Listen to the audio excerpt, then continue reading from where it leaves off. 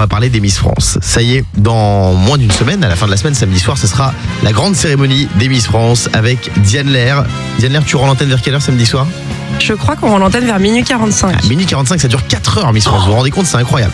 Et il y a Marine L'Orphelin, qui pour moi est une des Miss France les plus marquantes, toutes générations confondues, qui s'est confiée dans une interview et elle a dit qu'elle avait parfois subi quasiment du harcèlement sexuel. C'est-à-dire qu'en gros, elle était dans des déplacements dans différentes villes de France et il y a des hommes qui se comportaient extrêmement mal. Et elle parle de l'hôpital aussi, parce qu'elle est médecin, Marine L'Orphelin. Elle dit l'hôpital était un milieu encore extrêmement sexiste à mon époque. Ex-Miss France, je vous laisse imaginer les remarques que j'ai entendues. L'attitude de certains médecins a parfois été à la limite du harcèlement sexuel. Toi, Diane, en tant que Miss France, est-ce que franchement, t'as vécu des comportements un peu limites de la part de certains hommes ?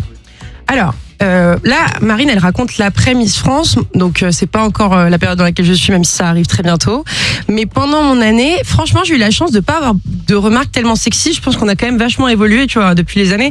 Et avec un peu la génération MeToo, les gens font quand même vachement attention à ce qu'ils disent. Parce que Delphine Vespizer, par exemple, disait que quand elle allait dans certains villages, dans certaines villes, il y avait les mères, par exemple, qui avaient les mains un peu baladeuses. Mais c'était Delphine Vespizer, c'était il y a 10 ans. Ouais, c'était en 2012. Donc tu vois, c'est vrai qu'elle m'a couronnée, donc on a 10 ans de règne différent.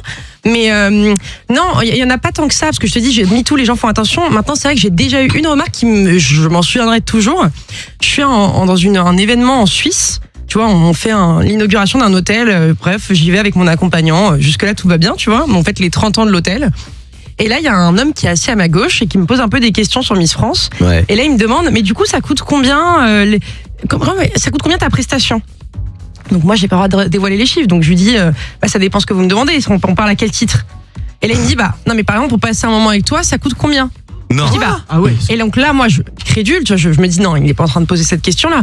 Donc je dis, là, par exemple, pour un événement comme ceci, pour un anniversaire, il me fait, non, en privé.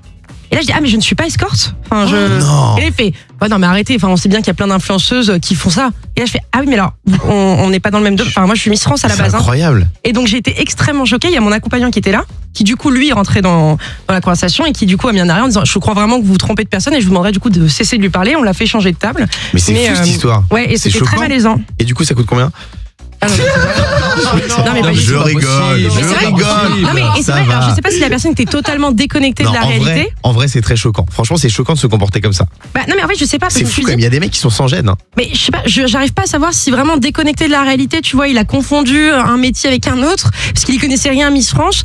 Mais c'est vrai que je me suis dit, là, on n'a pas compris. Et puis en plus, j'avais même pas une attitude de personne. Toi, Fabien, ça coûte combien de passer un moment avec toi ? Moi, ça va, c'est entre 10 et 12 euros, ça dépend si c'est le week-end ou pas.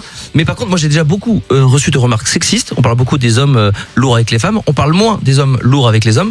Par exemple, Guillaume, excuse-moi, mais par exemple, je vais lire le SMS que tu m'as envoyé le soir du match des Bleus. Ouais. Mon Fabounet, Giroud où tu iras, baisse ton Ben Zema, je vais te mettre un tir, signé ton clit Yoris. Non, franchement, il est lourd. Le Morning Sans Filtre sur Virgin Radio.